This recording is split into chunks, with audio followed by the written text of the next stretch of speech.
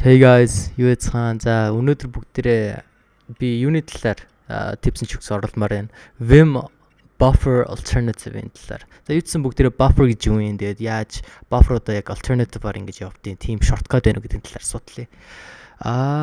Юу ч гэсэн wrong бүгдээрээ terminal руу орчээ.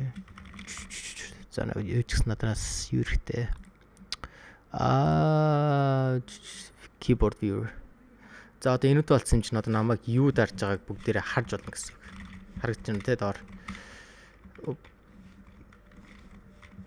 За юу ч гэсэн би надаа ийм юу байна? Project байна. Тэнгүүтээ би одоо nurture гэдэг плагин байгаа. Тэрээр одоо би юу ч гэсэн юунуудаа харж чадчихжээ. За ганц юм юу гэх юм бол одоо би энэ travel config руу орчээ заяа. Тэнгүүдээ энэ лиценз рүү орчих. Тэгэхээр би хоёр файл орж байгаа гэж байгаа шүү дээ, тий. Вим дээр амар сонирхолтой файлуудыг ер нь бол нэг buffer гэд хэлээ явчихтэй. Одоо жишээл би ls гэд явах юм бол надад яг одоо хоёр buffer байгаа. Хоёр файл би open хийсэн байгаа гэсэн үг вимээрээ. Travel config лиценз. Тэгээ хэрвээ энэ доор харах юм бол одоо яг модул A гэсэн байгаа. Энэ бол яг одоо миний байгаа файл гэсэн үг. Тэнгүүдээ би энэ alternative нь яг одоо миний нөгөө control tab дарангууд бид ингээд хоёр юмыг ингэж нөгөө alternative хийдэж штэ. Тэрүүнтэй адилхан миний alternative хийх юм нь ингээд hashtag e-чэр ингээд тодорхойлчихдаг. Хэрэв би одоо энэ дээр дахиад нэг файл нэмчихээ л та. Convert lib гэж нэмчих. Тэгэд ls гээд бид buffer-уудаа харах юм бол энэ h гэж байгааз. За энэ бол миний alternative биш байна гэж хэлж байгаатай адилхан guys. За энэ buffer тайм сонирхолтой би яг ямар line дээр байсан гэдгээс бүгдийг ингэж memory дотор хадгалж чадчихжээ.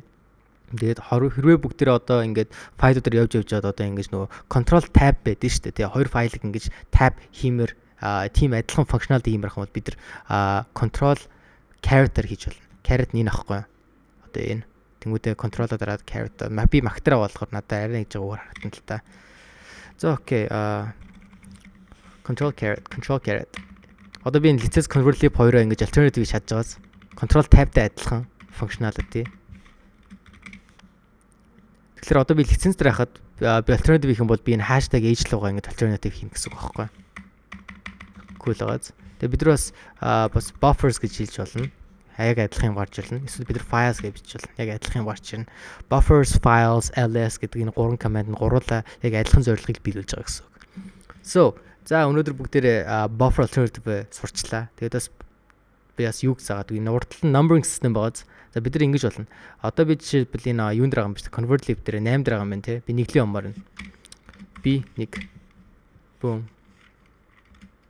ls би юу config руу авсан газ. За би 7 юмар байна. Лиценз л юмар нь. Би 7 лиценз. Бас ингэж болно. Тэгэхээр одоо би амар их файл гаргах чий л та. Ийм их байхад бол би ls-ээ дараад би бүх ямар файл дээрээ харангуйтай би окей number system-ыг харж ирж байгаад окей metacoin 10 байгаа юм байна. Окей cool би 10 гэд ийм navigation их бүрэн боломжтой шүү guys. За мдэггүй байсан бол мэдэж авлаа. Тэгээд хэрвээ энэ талаар resource олмоор ах юм бол энэ vimfandom.com дээр ер нь бол хөвчлэн би өөрөө Vim-ийнхаа knowledge base-ийг ер нь бол харцдаг. Тэгээд эндээсээ ер нь buffers гэх юм бол яг адилхан юм болдноо. Search tab-саа бинийг одоо аалгачдөө buffers. Boom buffers. За энэ дээр саяны knowledge-ийг илүү томруулсан, илүү томор харуулсан юмнууд resource бол энэ vim.fandom.com дээр байгаа шүү guys. За энэ типийг та нар юу гэж бодож байна? Тэгээд энэ типээс өөр тип байх юм бол comment зүйлдээрээ тэгээд дараагийн дугаар хүртэл bye guys.